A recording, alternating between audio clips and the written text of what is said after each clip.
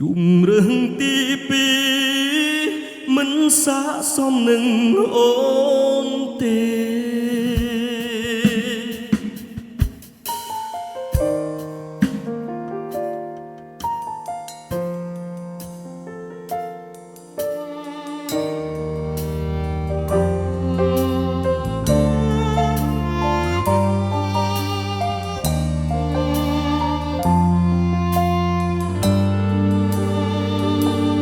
ជួបបងម្ដង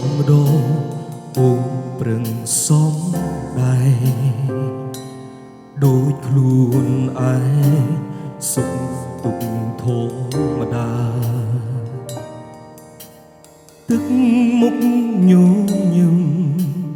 កែភ្នែកឯកាចង់ក្បែររៀមរាគិតក្រែងចិត្តគេមនុស្សល្អខ្លាយជាជុំរើទីពីរស្នេហានេះជួបអូនក្រោយគេរឿងរ៉ាវទាំងអង្គคงព្រួបងទេតែទូមានមេដឹងដែរដូចធ្វើបាបអូជុំរឿងទីពីរមិនស័ក្តិសមនឹងអូនទេសុំទោសផងស្នេហ៍ដែលបងអាត្មានិយមគ្រាកូនបងស្រឡាញ់អូនទុំជាស្រីគំដងអារម្មណ៍មិនខ្វល់ថាអនាគតមុខទៅជាយ៉ាងណាអាណិតអូនខ្លាំងទើបបងខំឲ្យអូនឃ្លាតបន្តអីទៀតស្នេហ៍នេះមានតែបញ្ហាបើយើងនឹកគ្នាអាចស្រមៃអូនទៅកុំស្ដាប់បងណាគាត់មានឱកាសមានអ្នកត្រូវការជំនួសបង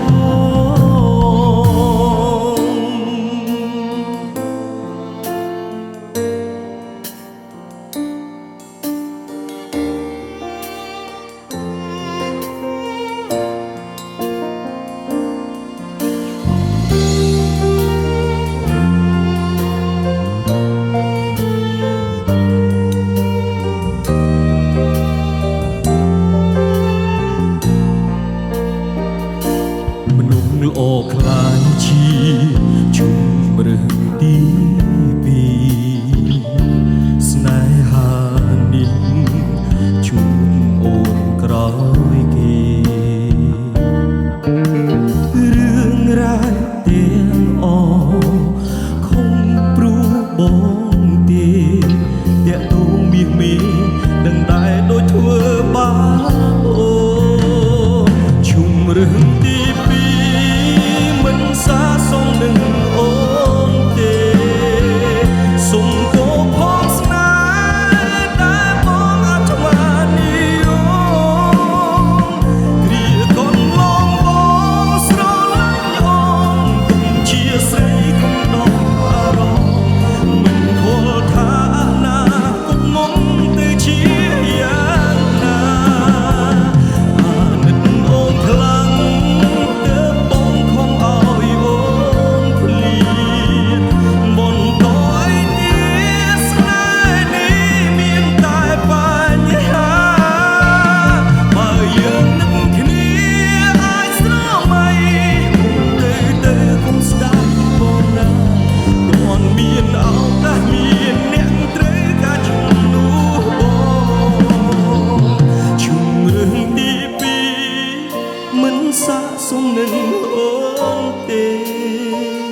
សុំទោសផងស្នេហ៍ដែលបងអាត្មានិ